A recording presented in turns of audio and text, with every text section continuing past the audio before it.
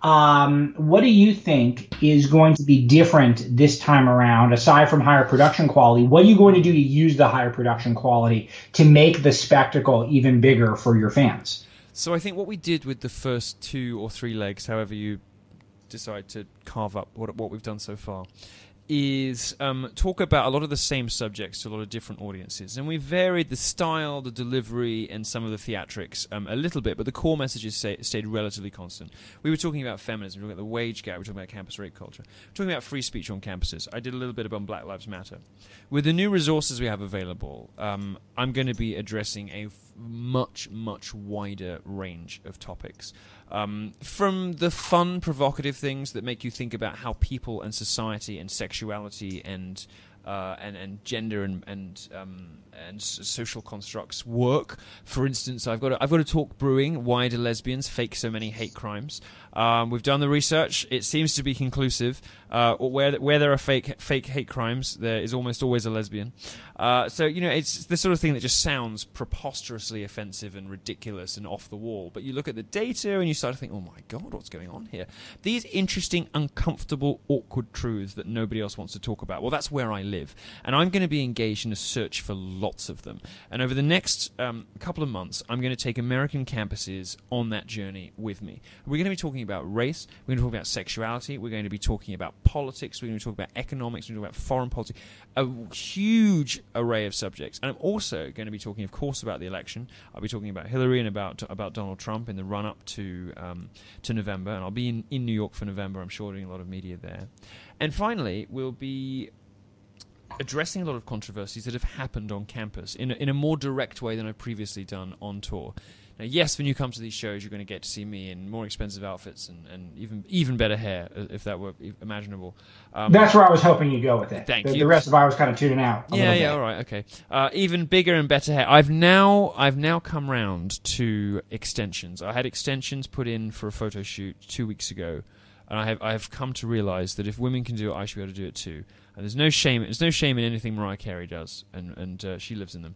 So that I've opened up a brave new world of experimentation, of colour, style, size, and fashion in my hair. You'll be seeing a variety of different experiments over the next 4 months.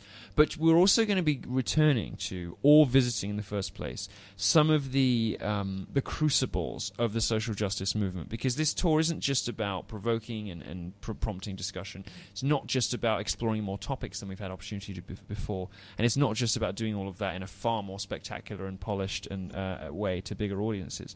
It's also about tracing the etiology of social justice, about working out the history of this. Where did it come from?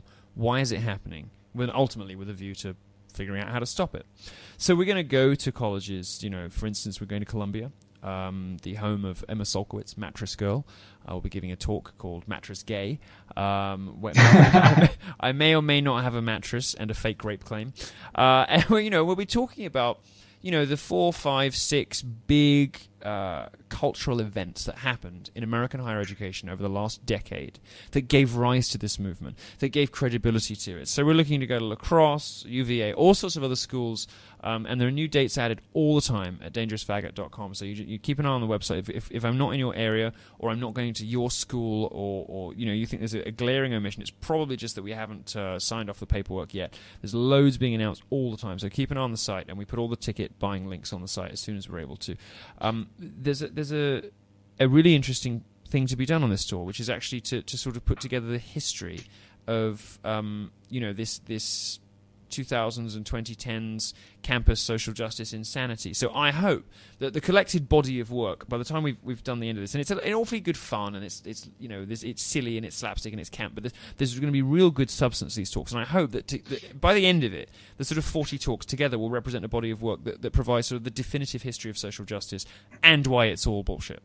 Well, Milo's commitment, I think, to the listeners is that you guys are going to see the terrific outfits, you're going to see the spectacle, you're going to get the jokes, and my commitment to you guys is that I'm going to make sure they're as intellectually rigorous as Milo is capable of, because we all know that Milo he can go low and he can go high. My natural instinct is to be lazy and just rely on the outfits. In drag queen culture we call it resting on pretty. It's like if a girl, if a guy makes a really beautiful woman, he doesn't have to try too hard with the outfit or the singing or the performance because he can just rest on pretty. Yeah, well, and you will some nights, but other nights this is going to be intellectually substantial, and we're going to be taking on the professoriate class, the academia class that's really trying to destroy a generation of young Americans, and we're going to be talking directly to not just the young people in the crowd, but to the people who are corrupting them, and that's how we think of it, and it's going to be very, very powerful, and so make sure to keep up to date online as we continue to post more. But I like that you put it like that. Actually, sorry to interrupt you, but I want to just draw that out before you go on, which is I described what the tour was going to do in terms of, I think, in fairly academic and fairly gentle terms. You're teasing out another aspect of this, which is something that I think speaks for itself, but I didn't exactly say, but it is worth repeating. This is a declaration of war.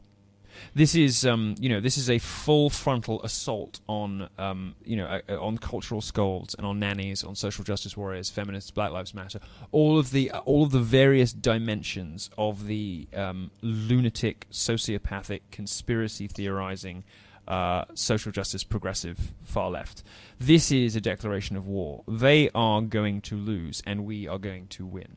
And this tour is going to be the primary battlefield on which, the forces of freedom and truth and justice prevail against the scolds and schoolmarms of social justice. I think that's, if you want